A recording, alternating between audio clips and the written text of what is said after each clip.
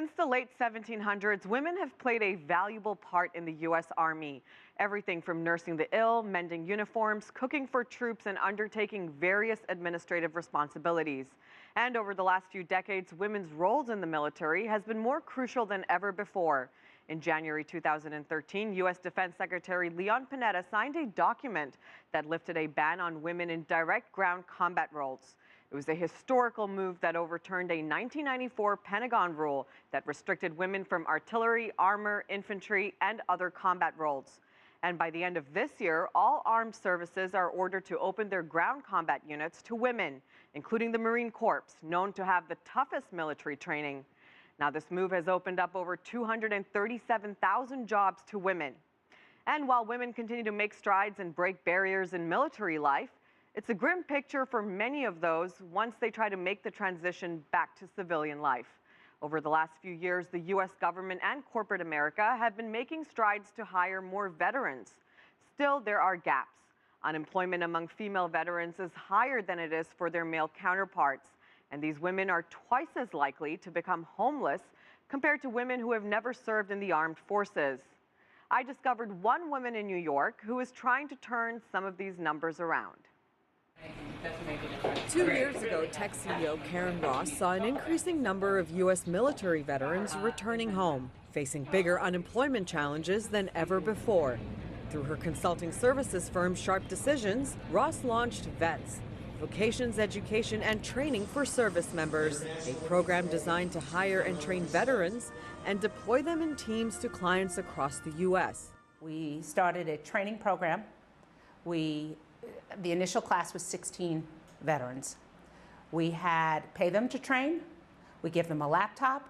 We give them all the tools. It's a 6-week boot camp, and we deploy them in teams of 3 or more. Why? Because nobody in Afghanistan or Iraq is deployed individually. You're deployed in a squad. And those are the principles of this program, where everybody pulls for everybody else, everybody works with everybody else. These veterans cross-train. They do things that's unprecedented in this environment, work environment. We don't need to offshore. We need to bring jobs to America with Americans who have made a difference for our lives and our freedoms. More than a decade after 9/11, veterans across the country still struggle to find jobs. The numbers are worse for female veterans. According to the U.S. government, the jobless rate for female veterans was 8.5% in 2014, compared to 6.9% for male veterans. And that 8.5% unemployment rate for female veterans was also much higher than that of non-military women, who had an unemployment rate of 5.9% in 2014. Female veteran Shawn Alicock is a Sharp Decisions employee. Born Shawnita Alicock, she changed her name to Shawn to avoid gender discrimination in an otherwise male-dominated military world. Alicock says businesses don't fully understand the value of service members' skills.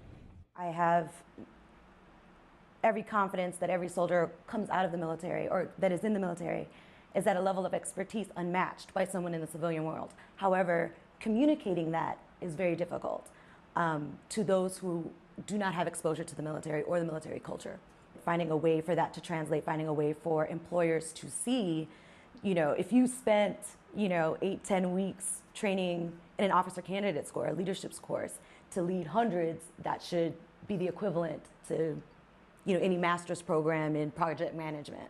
Certainly you're dealing with the same kind of issues, but that coming across does not always translate. With a retention rate of 94%, VETS has now expanded to over 70 veterans on staff who are then deployed to clients across the U.S., which include health insurance, financial services, and mortgage companies. When veterans are coming back, they're process-driven. It's not abstract, it's process. So if A, then B, if B, then C. So what they can do and what they are known for is being able to follow directions, follow the methodology. They're quick to jump on with whatever the flow is going, and the military is technologically advanced. We're not dealing with backwards. There are a number of government programs to help veterans make the transition from military to civilian life. They include education, training, disability aid, and tax credits to employers who hire veterans. But as the U.S. continues to pull troops out of the Middle East, advocates say corporate America needs to step up and open their doors to the veterans of today and of tomorrow.